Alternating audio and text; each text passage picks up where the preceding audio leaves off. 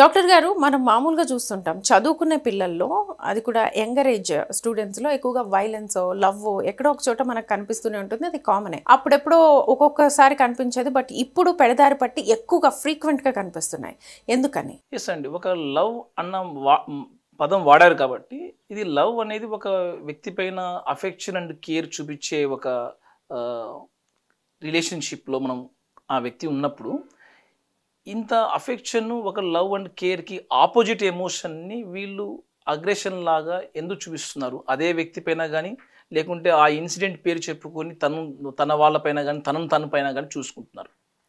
అంటే ఇది ఒక తనకు ఈ ఎగ్జైట్మెంటు ఆ వ్యక్తి యొక్క పరిచయము, ఆ వ్యక్తి యొక్క రిలేషన్షిప్ ఇంకో ఆపోజిట్ జెండర్ వల్ల వచ్చిన ఎగ్జైట్మెంటు మిస్ అయిపోతే, లేకుంటే ఎక్స్పెక్టెడ్ తగ్గట్టు దొరకపోతే తను ఎంతగా చెబుతున్నాడంటే తనకు ఎక్స్ట్రీమ్ థింకింగ్ వెళ్ళిపోవడం. అంటే తనకు అనుకున్నది జరగకపోతే తనను కోసుకోవడం, లేకుంటే వేరే వాళ్ళని కోసేయడము, లేకుంటే అగ్రెషన్ చేయడము, ఇంత ఎక్కువ చూపిస్తున్నారంటే పర్సనాలిటీని వీళ్ళు ఎక్స్ట్రీమ్ థింకింగ్లో చూస్తున్నట్టే. ఇవి ఇలా రావడానికి కారణం మెయిన్గా చెప్పాలంటే వాళ్ళ యొక్క పర్సనాలిటీ ఇష్యూస్, పర్సనాలిటీలో వీళ్ళ సైకలాజికల్ మేకప్స్, ఫ్యామిలీ బ్యాక్గ్రౌండ్, గతంలో వీళ్ళు వైలెన్స్ ఎలా ఎక్స్పీరియన్స్ అవుతున్నారు, ప్రజెంట్ ఉన్న ఫ్రెండ్షిప్ గ్రూప్ ఒకరు వాళ్ళని ఎలాంటి ఐడెంటిటీ ఇస్తున్నారు. అంటే ఆ వ్యక్తి యొక్క పరిచయం మిస్ అయిపోతే you are failure for the ఇప్పుడున్న ఈ టైంకి నువ్వు ఫెయిల్యూర్ అయిపోయినట్టే అన్న ఒక ఫీలింగ్లో ఉన్నప్పుడు ఎంతకైనా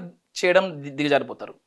దీనిలో రాంగ్ సైడ్ అంటే యాంటీ సోషల్గా కూడా, అంటే వేరే యొక్క వ్యక్తి యొక్క రైట్స్ ఆఫ్ లివింగ్ని బేఖాతరు చేసి అగ్రెషన్ని చూపిస్తున్నారంటే ఇది ఒక రకంగా కండక్ట్ ప్రాబ్లం, ఇంకా ఎక్కువైతే యాంటీ సోషల్ ప్రాబ్లమ్స్ కూడా కావచ్చు. కొందరిలో ఈ పీర్ ఇన్ఫ్లుయెన్స్ అంటే మిగతా స్టూడెంట్స్, మిగతా గ్రూప్లో ఉన్న ఫ్రెండ్స్ యొక్క సర్కిల్ వాళ్ళ బిహేవియర్ కూడా. రెండోది, అర్లీ ఏజ్ నుంచి మీరు స్మార్ట్ ఫోన్స్, వీడియో గేమ్స్, ఒక వైలెన్స్ సంబంధించిన games like free fire, PUBG ఇలాంటి గేమ్స్ ఆడుతూ ఉన్నప్పుడు జనరల్గా వీళ్ళలో ఎగ్జైట్మెంట్ తొందరగా కోరుకుంటున్నారు, తొందరగా రిజల్ట్ రావాలి. పైగా ఆడుకునే వెపన్స్తో ఉన్నప్పుడు ఈజీగా వాళ్ళని వేరే వాళ్ళు చంపేస్తేనే అక్కడ విన్ అయినట్టు ఆ గేమ్లో. సో ఇటువంటి అగ్రెషన్కి వాళ్ళు అలవాటు పడిపోతున్నారు. అంటే సెన్సిటివిటీ తగ్గిపోతుంది. ఇది హ్యూమన్స్లో కాక ఒక యానిమేటెడ్గా మనం చూస్తున్నప్పుడు ఎంపతి నేర్చుకునే గుణం తగ్గిపోయింది.